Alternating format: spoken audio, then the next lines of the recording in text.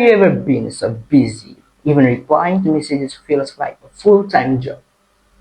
Absolutely. Sometimes I read the message, mentally reply to it, and forget to actually send anything. Exactly.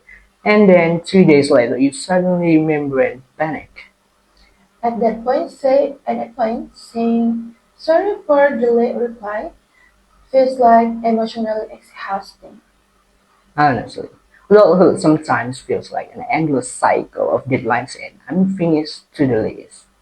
which is probably why complaining has become a universal coping mechanism. Welcome back to Speak with Podang, where English becomes part of everyday life. I'm Frida. And I'm Reno. Today, we're talking about something extremely relatable: daily hustle. From being overwhelmed with responsibilities. To learning how to complain politely in English without sounding rude. Because let's be honest, everyone complains. The important thing is knowing how to do it naturally and respectfully. So, how's life been treating you lately? Honestly, pretty hectic. Same here. I feel like my schedule has been completely out of control recently.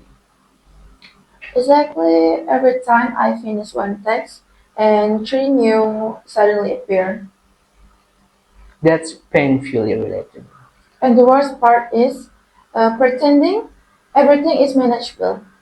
Right. Sometimes when people ask, how are you? The honest answer is exhausted, But socially we still stay, I'm good, thanks. which is why casual conversation about daily struggle can actually feel refreshing. I agree about that. Talking honestly about being tired or overwhelmed make conversation more human.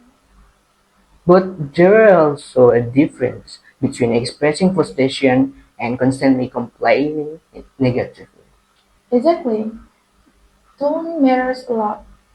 For example, saying my schedule has been a bit of overwhelming lately sounds calm and natural, Uh, where saying my life is complete disaster sounds emotionally in tone. even if both statement comes from the same feeling.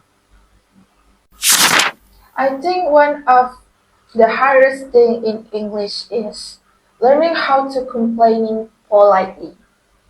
Especially because direct complaints can sound aggressive, Exactly. Native speaker often soften complaints using indirect language.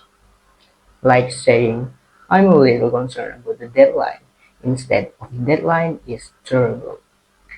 Or saying it's been quite challenging lately instead of everything is awful. That sounds much more professional and socially acceptable. Another useful technique is adding emotional balance. What do you mean about that? For example, you could say, I've been really busy lately, but I'm trying to manage things step by step. So, you acknowledge the problem without sounding hopeless? Exactly.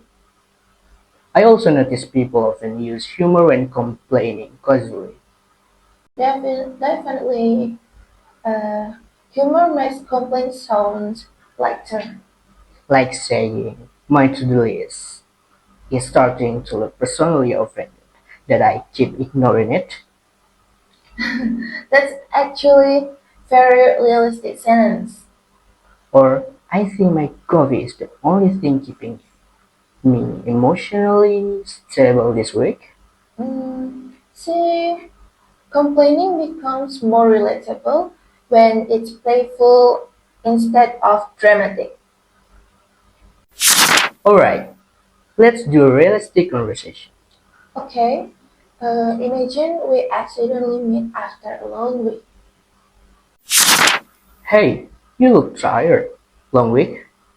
You have no idea. I've been dealing with my excitement, eating, and spiraling and sleep. That sounds exhausting.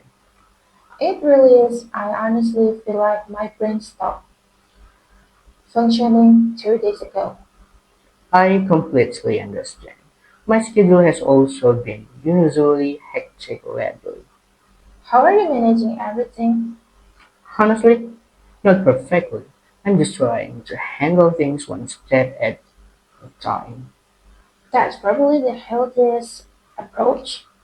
I'm trying. Also, caffeine is still doing most of the work. Oh, same here. At this point, coffee feels like a drink and more like emotional sport. That might be the most accurate statement I've heard all week. Notice how the conversation includes complaints but still feels friendly and balanced. Exactly. Nobody sounds overly negative or aggressive. Because polite complaining is really about expressing emotion without creating discomfort. And honestly, shared struggles often make conversations feel more genuine. So the next time life overwhelming, remember uh, that it's completely okay to express frustration respectfully. Thank you for joining us on Speak with Podang. And remember, sometimes a simple conversation can make stressful days lighter.